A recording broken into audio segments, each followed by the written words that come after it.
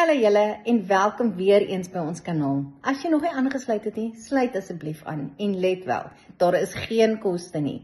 Die woord van God is verniet en dit word verniet versprei. Ek wil julle baie graag aanmoedig om ons Sondagdiens by te woon.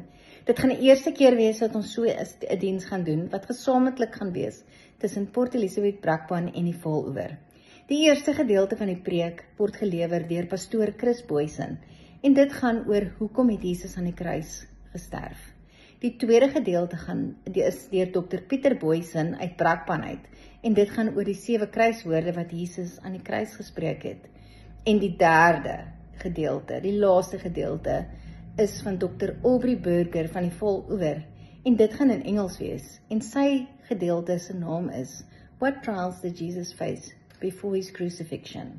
So, ek moedig julle aan te sluit. As julle ons nie 9 uur kan join nie, is julle welkom om met enige ander tyd te kyk. Maak asseblief seker dat julle subscribe en as julle van ons video's hou, like dit asseblief. En as julle enige kommentaar het, ek sal persoonlik sorg dat daar op elke een geantwoord word. So, ons moedig julle asseblief aan om ons video's te subscribe. En dankie dat julle weer eens hierdie stukkie gekyk het.